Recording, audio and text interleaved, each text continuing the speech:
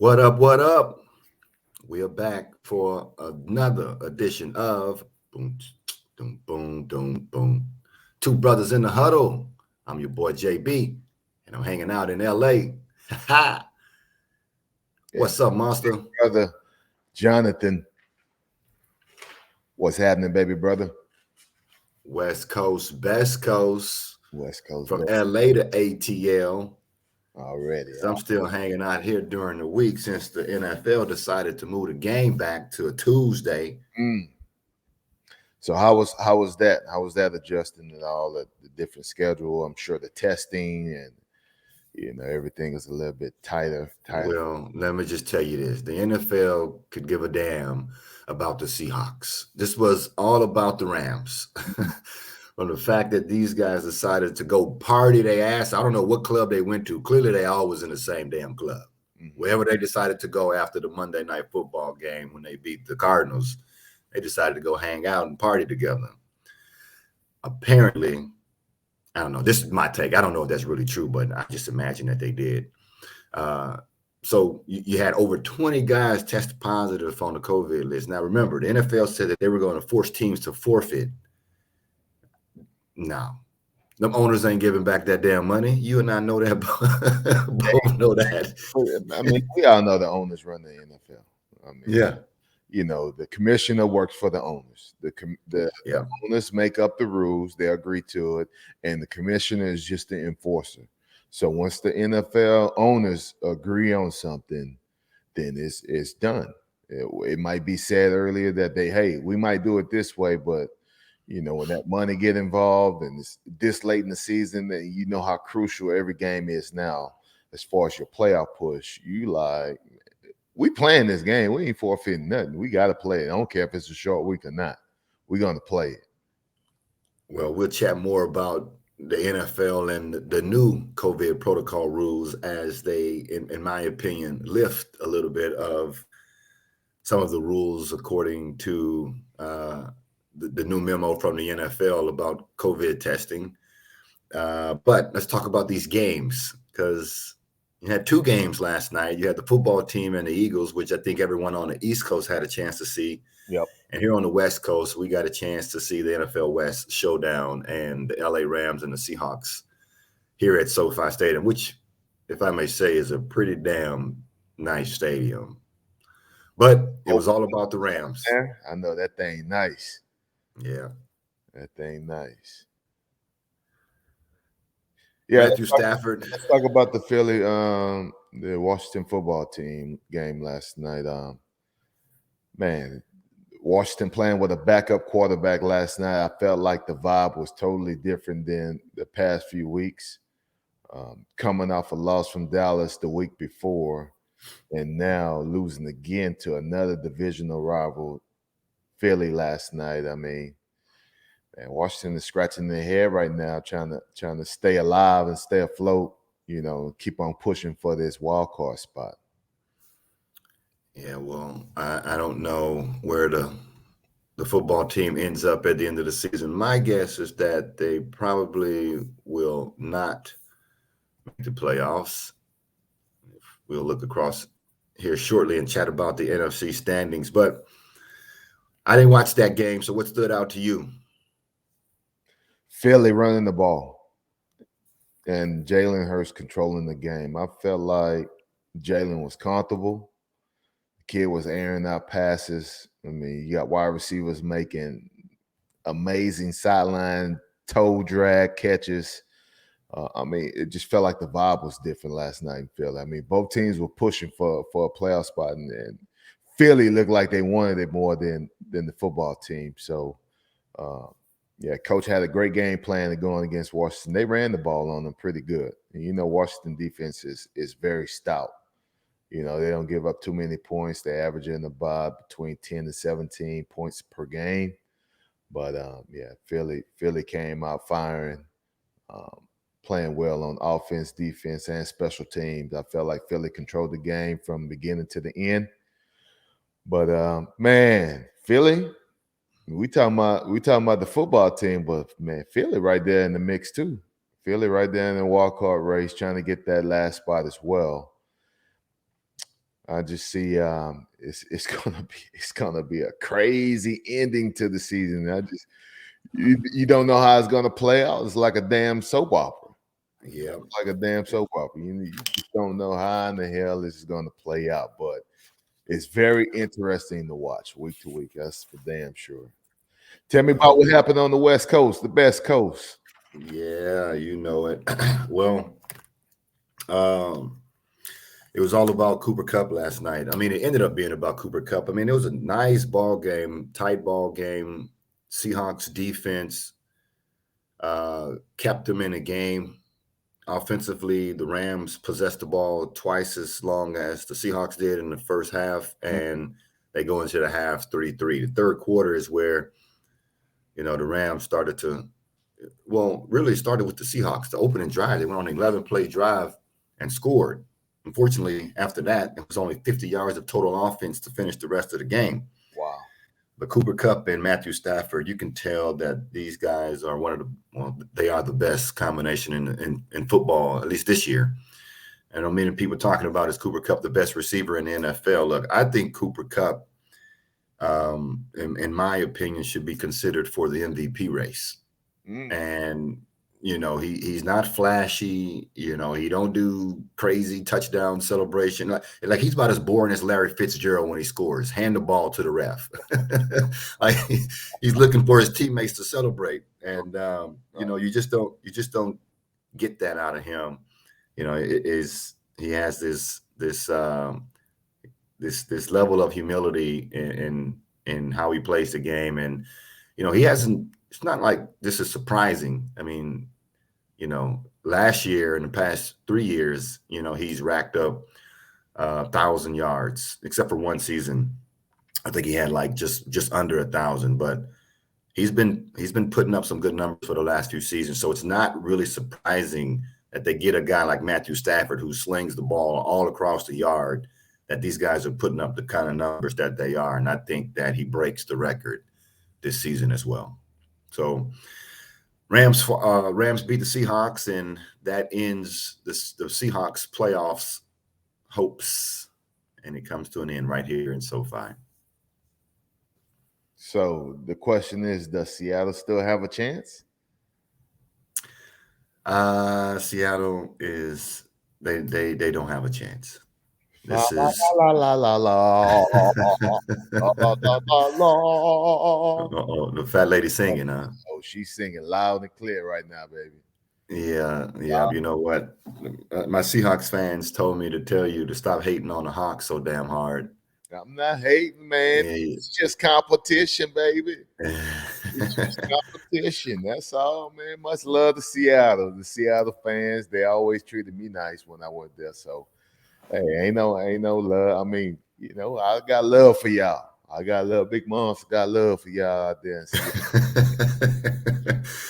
Yeah, I think the biggest, one of the things probably been consistent across the NFL, at least in many games that I can remember, is that the officiating. I mean, this was clearly a missed call at the end of the ball game, a defensive pass interference. It was a fourth down play. It was an underthrown ball, but usually when the defender has his back to the ball, running towards the receiver, and he makes contact with the receiver without looking for the ball, that's DPI. Now, look, I'm a defensive back, and I believe there's no such thing as DPI, but he was a linebacker, so that was pass interference all the way. They didn't make the call, and so you guys Rams. had an excuse last night. That was an excuse to lose. I'm saying it would have made the game more exciting. Now the Seahawks still had to go down and score to tie the game. Yeah. We were inside of 3 or 4 minutes at that point, but it just made the game more exciting. But wasn't the case, wasn't the call. Those damn zebras don't call everything right. Yeah, I know it. That's been consistent throughout the NFL, and they've been enforcing the taunting penalty. They've been enforcing the roughing the passer penalty, and I think every team across the NFL is say, well, what the hell the refs were doing. So no excuses. Hey, no excuses. What did I say? Come from the top, right? So if the owners don't like something, they're going to agree upon it, and the commissioner is going to enforce it, and the zebras control it. That's how the game is ran. Enough about the Seahawks, how'd those Falcons do against their former Oh man, offensive coordinator golly, and the boy. 49ers? Ooh. I'm gonna tell you. I'm gonna tell you like this. I thought it was a great matchup. The only problem I had with Atlanta was we could not score in the red zone. 4 opportunities in the red zone. Start the game off. We get a fumble on the kickoff. Great field position. Yeah. Fourth down territory. We going for it on the 1-yard line and cannot convert. All right. That's the first one. Go down again. Same scenario. Cannot convert. I mean, this is 4 touchdowns, possibly, 12 points at least if you kick the field goals. But it's a telltale of winning in the middle of the field and then getting to the red zone and losing. That is the key to the game. You know, you got to be perfect in the red zone, or at least come away with some points, you know, to keep the momentum. But hey, when you get shut out in the red zone, man, it's like getting shut out throughout the whole game. You know, you don't score in the red zone, your chances of winning the game goes down tremendously. And you know, that was the key to the game. Defense played all right. They played in spurts here and there. But, you know, at some given points, you know, we could not stop the run for whatever reason. You know, hopefully we can get back to stopping the run this week, be back in the playoff hunt. You know, we're a game back right now. Hopefully we can get back up this week against Detroit. Hey, Detroit is playing some great ball right now. We'll talk about that later, but the matchup this week should be a good one. If I was a Falcon fan, I would not take this game lightly against Detroit. This is not no easy win. This is something they're going to have to work hard for. We're going to have to establish something this week. We're going to have to establish scoring points in the red zone. You know, that's what win ball games. That's what win championships. So hopefully my Falcons can get it together this week. And I'm looking forward for them to keep on pushing and try to get in this playoff hunt. But ultimately, beating the damn Seahawks record at the end of the season. Well, that's going to be tough. I'm looking at the Falcons schedule: Detroit, Buffalo, and New Orleans. I think they lose all 3. My personal opinion. What, some on it? Hold that thought for a second. Okay. All right. Because I'm wrapping up this matchup. This was a 31-13 blowout by the 49ers. 0 for 3 for fourth down. The Falcons were 1 of 5 in the red zone and 0 for 3 on a goal-to-go opportunities in the red zone. The 49ers 3 for 3 on goal-to-goal and 4 or 5 in the red zone. Hey, you put up 28 points on that score right there. What that equals to a win. Well, you know, or more competitive fourth quarter and ball game. So touchdowns that San Fran had, it's still a ball game. Yep. I mean, it's 11-13 at that point. Yep. You know? So it was a tale of one team scoring in the red zone and one team just coming up short every time. Yeah, probably, you know, indicative of the type of season that the Falcons have had as well, trying to navigate personnel and coaching change as they establish a new identity, an aging quarterback, you know, dealing with injuries and all of the other challenges that come with, you know, a season. Look, there was one other game that wrapped up week 15 that I think mattered to you more than it mattered to anyone else, and that was it mattered to you as well because you know it. But now, where's my goddamn golf balls at? Yep. The Texans beat the Jaguars and not even close. So I'll be sending you, at least you know what one Christmas gift you'll get. I'll wrap it in some Twinkle Bell. I'm gonna wrap it. This is not a Christmas gift. I'm gonna wrap it anyway, though. This is not a Christmas gift. I didn't, but I can wrap it. Some Tyler's Pro V's with the alignment on it as well. That's what you want. Yep. You want to personalize too? Put my number on that, 95. Personalize it with 95, please. I'm gonna put a message on there. Don't touch my balls. No. Your ball is 30 yards back. How about that? Awesome. Look, we wrapping up week 15. Anything else stood out to you in week 15? Man, the Aints and the Bucs was a damn Ah, good game. Was a damn good game. I mean, you got Sean Payton, the head coach of the New Orleans Saints, out. And you have your defensive coordinator, Dennis Allen, DA, by the way, great job coaching. Um, step in that role, and not only him stepping up, but the players stepped up tremendously. The Saints are still pushing for that playoff spot as well. You got the juggernaut of the Tampa Bay Bucks that's just rolling like an army tank right now as well, and the two collide in South Florida, and they came with a great game plan against Tom Brady. I never seen it done like that. Tom Brady being shut out at home, Bruce Arians shut out at home. Man, hats off to the Aints. I ain't really a fan of the Aints, but y'all played. So hats off to the Aints, man. That was a damn good game. You talking about the damn baseball score? Yeah, yep. My old teammate Chris Richard is on that staff as well, and the passing game coordinator helping out the secondary. Who, I mean, impressively, look at the opening game of the season when they embarrassed the Green Bay Packers and they made Aaron Rodgers look like a Pop Warner quarterback. They did the same thing to another future Hall of Famer in Tom Brady. And for some reason that the Saints have had the Bucs number, at least in the regular season, in the past four matchups with Tom Brady at quarterback. They've put up 30 points in three of those matchups. I mean, last year was Drew Brees, but this time they get it done with Taysom Hill at quarterback, win 9-0, but they won 36-27 earlier in the season. So the Saints got something figured out about this NFC South, at least versus the Bucs, and as they look to try to chase their playoff hopes. Tom Brady shut out, man. Did you see? He was a little pissed off too. The Bucs playing this week, I guarantee they're gonna be looking at every single thing they did, as they should. Copycat league. The Bucs lose a lot of players in that game. Tom Brady pissed off. He's, yelling at the officials, yelling at the Saints sideline and coaches. Why you think he was doing it? No, what do you think he said? So we got the video. He's probably saying, "Beep, I'm Tom Brady. What the you doing? Call the damn thing. Call it." He's like, hey, send me your address. I'm gonna send you a Christmas card.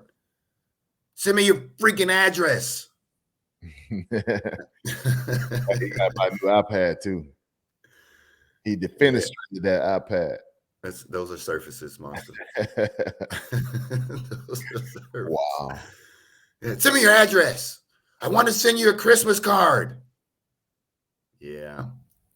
Look at pissed off Tom Brady. Hey, look, you can do that to a Tom Brady. What do you think he's thinking right there as he stares off into the sideline like? Well, I think one of the things that what the hell is going on that makes Brady who he is that his emotional resilience, his ability to control his emotion and pressure, and situations where he just kind of has this I would call it the Tiger Woods face. Like if you watch Tiger and Charlie this past week in the golf match, the PNC Championship, like. Mm-hmm. I mean, for one, Charlie got is a great damn swing for a 12-year-old. But they just kind of have this this death stare. Like I'm excited internally, while most people would cheer and dance and celebrate. And it's like, yeah, the expectation is always at that level to win and to always at that level to succeed. But he was pissed off, clearly pissed off that time, and. So sometimes you try to control that emotional reaction. I mean, those great ones are really good at it, but the Saints did something that he didn't like. Get under his skin. God broke the damn surface, So yeah, clearly the Saints figured something out against the Bucs, and they're going to have to figure it out, Monster, if they're going to be a playoff team. They went out and signed Le'Veon Bell. I think Fournette's out, and Mike Evans gets hurt. He goes out. So they're definitely dealing with, I think Antonio Brown returns this week as well. So they're definitely dealing with some injuries.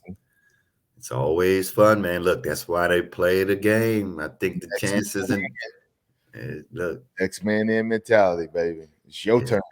It ain't over. It definitely ain't over.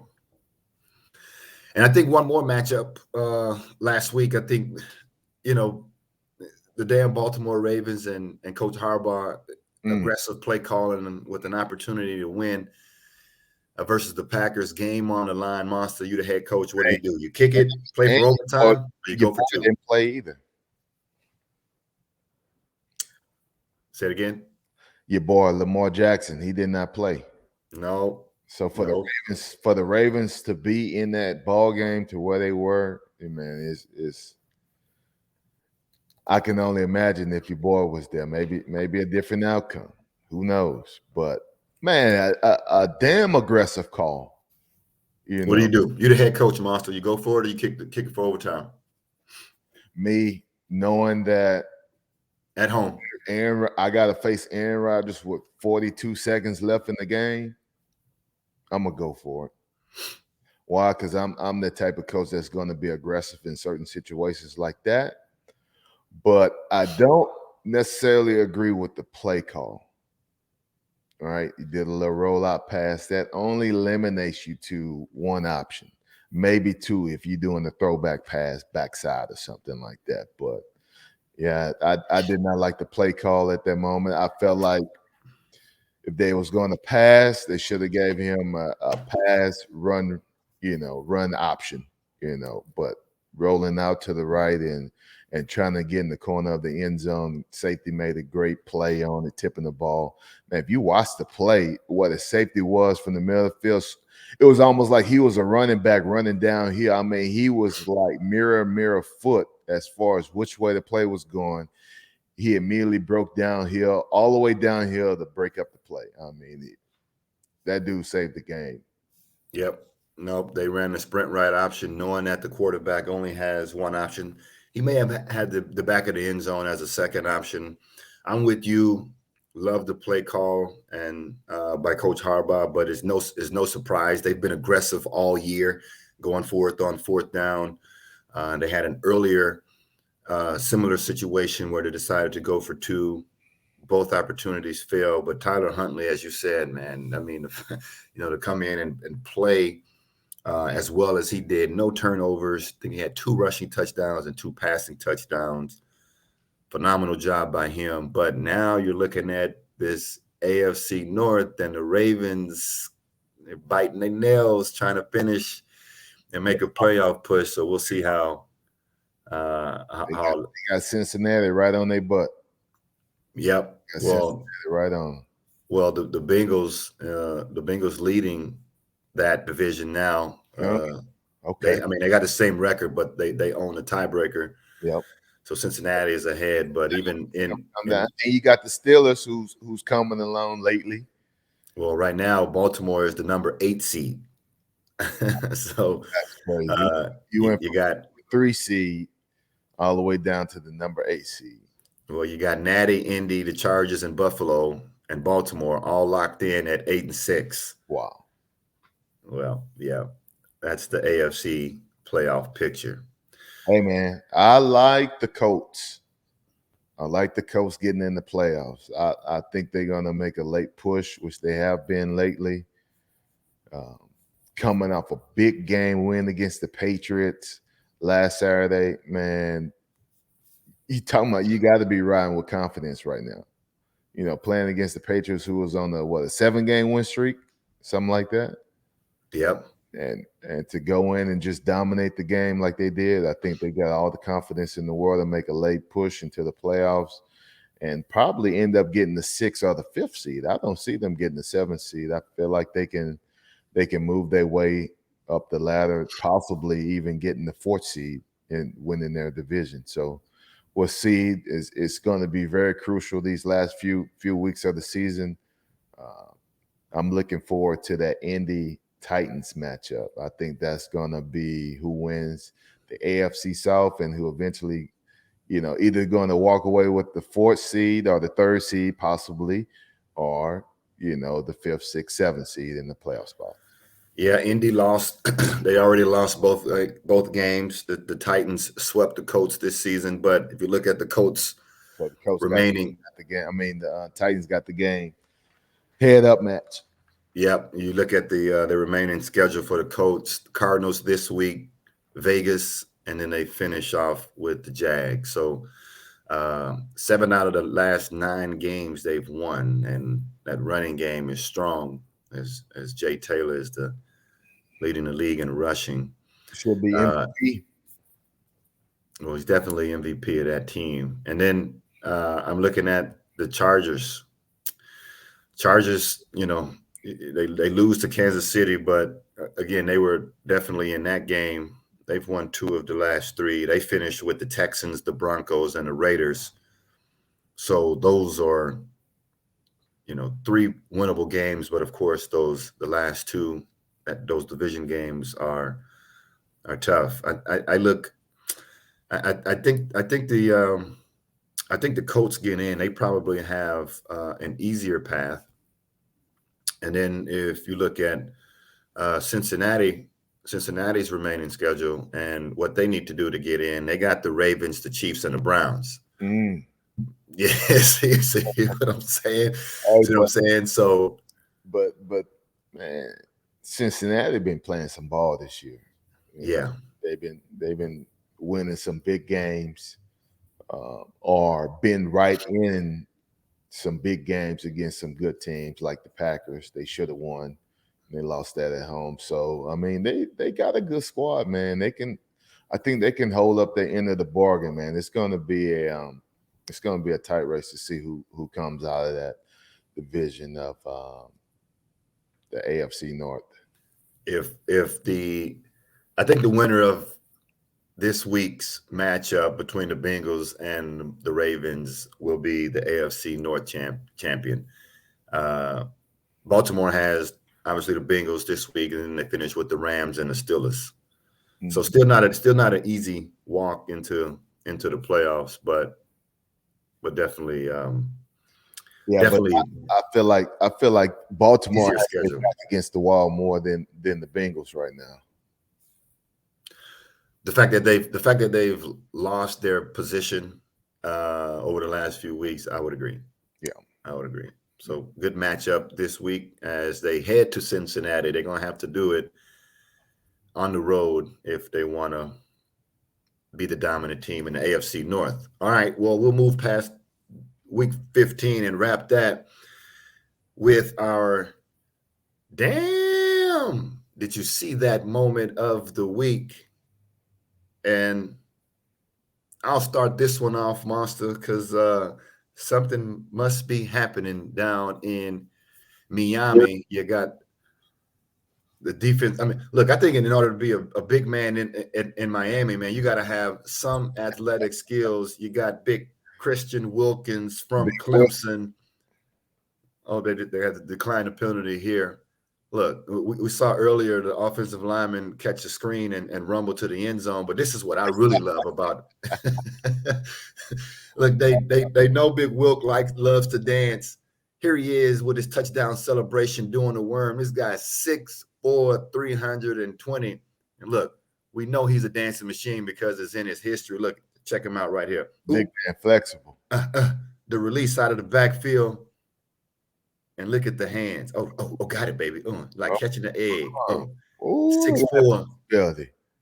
6'4", 310. Big boy got some pop, man. You know what? Do you think that was better than his dance at the Natty? There's a history with Big Wilk. Watch him.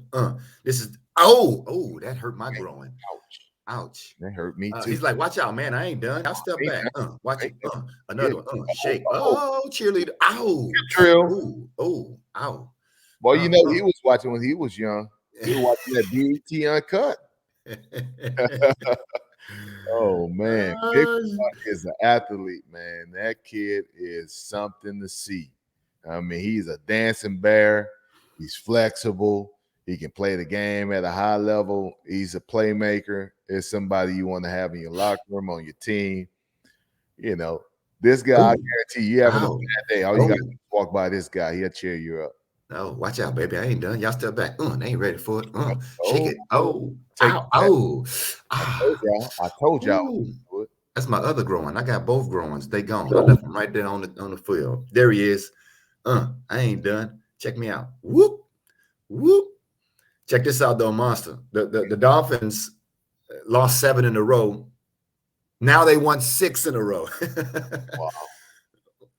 Yeah, they figured something out down in Miami. They head to New Orleans to play against your favorite NFC South team, the Saints. That's gonna be a good game. Yeah. That's gonna be a good game. And That's my damn did you see that moment. What do you got, Monster? well, I'm gonna take you back down to South Florida. And my damn, did you see that moment was the Saints defense. How they harassed Tom Brady all night. Cam Jordan went to work. Big man got 3 sacks. He got 3 sacks. He went to work that night. He felt like he can do it all. The defense put it on their back. Man, gave Tom Brady that business. He was frustrated all game. Look at him, looking like a sad puppy dog. Good for you. But yeah, that moment was the Saints defense and how they harassed Tom Brady and made him cry at the end of the game. You gotta love to see that. Even though I do not like the Aints, y'all played a damn good game, and I'm happy to see Tom Brady cry. Wow. Yeah. No points. 0. Shutout for the first time. None. For the first time in I don't know how long it's been. I don't know, 12 years, 12 seasons, maybe even longer than that. That is a Hey, on that interception, coach was excited. You didn't see him over there, but Tom Brady had to go run over there and tell him something. Look at him crying. Look at him. We'll see what happens next time, coach. well, and it could be a potential playoff matchup as it was last season. 3 times they faced each other last year, and the Saints are dominating the Bucs with Tom Brady at quarterback over the last 2 seasons. Well, there was some more action last week that caught everyone's attention. Oh boy. It was our boy Frank Gore, who Oh boy. he's a Okay, future NFL frat. he's a future Hall of Famer, that's for sure. Him a lot of times. He decided to face off in the ring with Darren Williams, and I heard a lot about Frank Gore, his boxing training, which he incorporated as part of his football regimen. But Darren Williams, oh god dang, boy, you gotta keep those he's Hey, like, hey, I wasn't ready. I called timeout.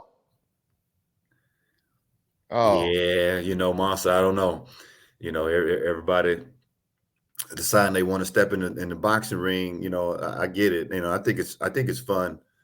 yes, To go spar, and certainly, I mean, Ocho Cinco did it earlier this year as well. You step in the ring and you start trying to train for boxing. I know you've done some boxing workouts in the past. I have too. Mm-hmm. That boxing is a different sport, man. Our boy Frank Gore. Yeah, that's some street fighting by D. Will. That's a little street fight right there. I think, like, man, you can't push him down like that. He like pushed him and kneed him and tried to uppercut him on the ground. But I tell you what, Monster, I'm done with head collisions. I did it for a long time. I'm done with that. They couldn't pay me enough money to step in the ring and box against somebody. It ain't even worth it. Look at that shot. Look at that. D. Will, man, you ain't had to do Frank Gore like that, man. Shout out to the Texas boy, D. Will. Now you got Le'Veon Bell calling out Jake Paul, and man. Jake Paul talking about he want to play in the NFL, and Jake Paul undefeated, man. I don't know if nobody want to step in the ring against him. That man on the mission. He know what he's doing. Knows what he's doing. But I don't know about the NFL though. I don't know if he got enough smarts to play in the game of the NFL. Yeah, I mean anybody can go hit somebody. Right. You can stand in the ring and go toe to toe and fight somebody, but playing in the NFL, that's a little bit.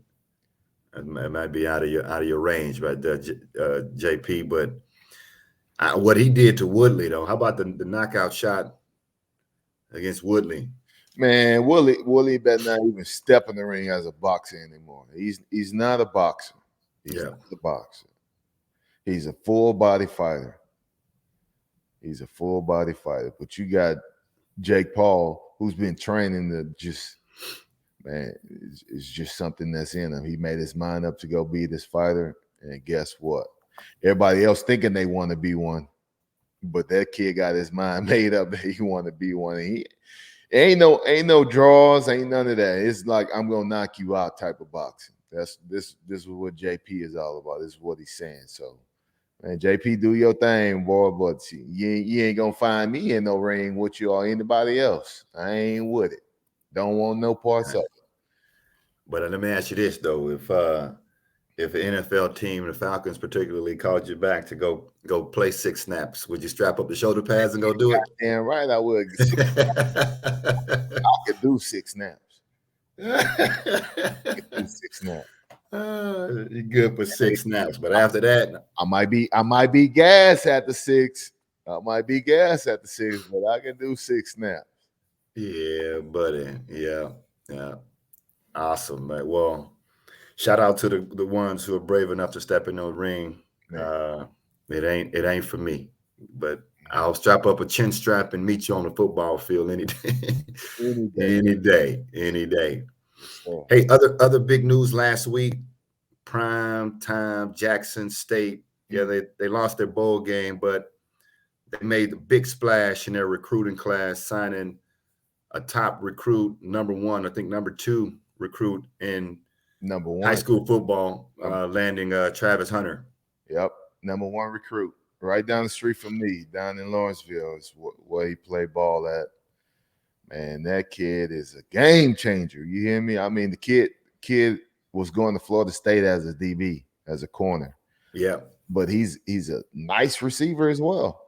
Yeah. So I'm curious to see how Deion is going to implement him into the scheme of Jackson State. I think he can play all around. I think he can do kick returns, punt returns. Man, he got the skill. He got the skill set to do it all. So hey, man, Jackson State is going to be something to watch these next few years. I guarantee it. Landing him, the number 1 recruit in the whole USA, is opening up a lot of eyes for other kids to see opportunities elsewhere besides your Power 5 schools. Well, you got Deion Sanders who knocks at your door and comes sits at your living room table or invites you out, however he's doing his recruiting. How do you tell primetime no? Look, you committed to Florida State. I played at Florida State.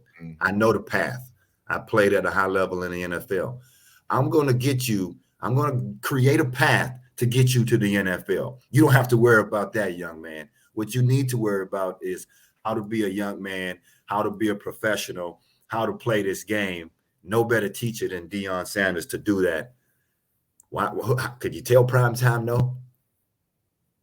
You'd be like, Prime, where I sign, baby? I thought his signing day video was pretty cool. I mean, he had all of the hats laid out. And, he's throwing them left and right. Like, nope. His story say, yeah, that looked good on me, but not where I want to go. And then the big Jackson State reveal. That's pretty damn cool. I think a special moment for historically black colleges, HBCUs to now start to change. The number 1 recruited athlete in high school went to a HBCU. Has that ever been done in the history of kids going to colleges? Wow. You know what? If so, it's been quite a while. Probably, Maybe it wasn't even recorded back then. Who yeah. knows? It's been so long, so many years of things like that happening. It's who knows? It might be in the archive somewhere. Well, look, I tell you this. This was special for Deion, for Jackson State's program, for look, I went to Southern Arkansas. You know what I mean? So when I talk to kids about a path to the NFL, it's not just always going to the D1 schools. Yes, I know it looks good. The opportunities there, the level of competition can showcase you at a high level. All of those things, yes, those things matter. But what Deion is doing, what he's saying is, I can give you the same opportunity as any other school in the nation, but I'm going to show you something better, how to be a young man, how to grow into a pro. Mm-hmm. And I think that's what ultimately ended up being the sell for Travis Hunter to sign with Jackson State. So congratulations to Deion and Jackson State as he won Coach of the Year, and they went on to the bowl game, and they got something to build on down there in Jackson State. Yeah, Coach Prime is a motivator. I mean, it's hard. It's kind of hard to say no to a motivator and a great mentor. Especially just looking from the outside, looking at his kids. Seeing how respectful his kids are and how they approach the game of not only football but life. There's a lot you can take from that and propel and spring forward that Deion is going to give a lot of these kids at the school. Man, I'm thrilled. I'm happy to see this happening. Hopefully, more of this can happen in the future. Man, you never know. We might be at a HBCU coaches. I got defense though. I got the defense. Hey, Hey, you well, can, you can have the head coach. You can have the head coach. I got I'll put together a good staff, and I like that. I like that. You got Eddie George, who's also doing it. He's Jackson at Grambling State. yep. Hugh Jackson just became the head coach at Grambling State. So this is awesome that this is happening. Um, sometimes Eddie George at Tennessee State, right? Tennessee State, I believe. Yep. Yeah, Tennessee State. So good. That's good. Marcel, I'll flash back here because they used to play. I went to the Bayou Classic. We went to the Labor Day Classic before, Mm. and it was quite an experience. They played the Labor Day Classic. I mean, I think we went to it in Houston, but you get to see these HBCUs, man. Look, I think that's when I No, where's in New Orleans? was in New Orleans. New Orleans. It Yep. was in New Orleans, man. Uh, And definitely the Bayou Classic. I mean, I remember that. that was a damn good experience. Even going to the Battle of the Bands. I mean, we experienced it all in high school, Yeah. and then going to the game and watching it live and just seeing the history and all the people, the atmosphere. And it was awesome, man. I'm So looking forward to the yeah, opportunity of taking my son one day and gaining some type of experience of culture, of history, um, that was put forward way before us to spring forward us in life and to give us opportunities in any way possible. the Labor Day Classic, TSU versus Prairie View. That's what I was thinking Oh, of. that's Yeah, what we thinking yeah, about. H Town down in Houston. That was the Labor Day Classic, but the Bayou Classic, yeah, in New Orleans. Yep. But yeah, the Battle of the Bands. The frats and the sororities and obviously the rich history of Black higher education was on display. It was pretty phenomenal to see. All right, well, that wraps up week 14. Looking ahead, I'm sorry, week 15. Looking ahead, week 16. Falcons got the Lions. Seahawks play the Chicago Bears. What other games are you looking at across the NFL? You got the Steelers and the Chiefs. The Steelers have been challenged by the head coach and by Ryan Clark. I mean, by everybody outside of the organization or whoever been affiliated with the organization to play Steelers football. I think that's going to be a great matchup this week. 49ers have been making the push lately in the playoff run. They play the Titans this week. Yeah, they got the Thursday night game against my old team down in Nash Vegas. That should be a pretty good matchup right there. I also like the Rams and the Vikings. That should be a pretty good matchup. And then you got the football team versus the Cowboys. Yep. Who you like there? Now Dallas just played Washington 2 weeks ago. 2 weeks ago, yeah. Head coach said, we're going to win the game. Mm-hmm. Regardless, we're going to win the game. Now you get to play this team again. Primetime Sunday night down in Jerry's World. That's going to be an interesting matchup. Hopefully it can come out and be a good game. I'm going to say that the football team going to Dallas and get a win. Wow. Ooh, I'll take that bet. You want that bet? Let's do it. What we bet? Yes, sir. Let's see. I'll take a. You like the snowboard and all that, right? I'll get you some goggles or something like that. No. I got all my snowboarding gear for the season. We'll let me think about what we're betting. I'm looking at the AFC East matchup between the Patriots and the Bills. Now these two teams just faced each other a few weeks ago as well. Bully ball. That was bully ball. Yeah. Patriots won that game with throwing 4 passes, 2 or 3 passes, running the football, and then another AFC matchup.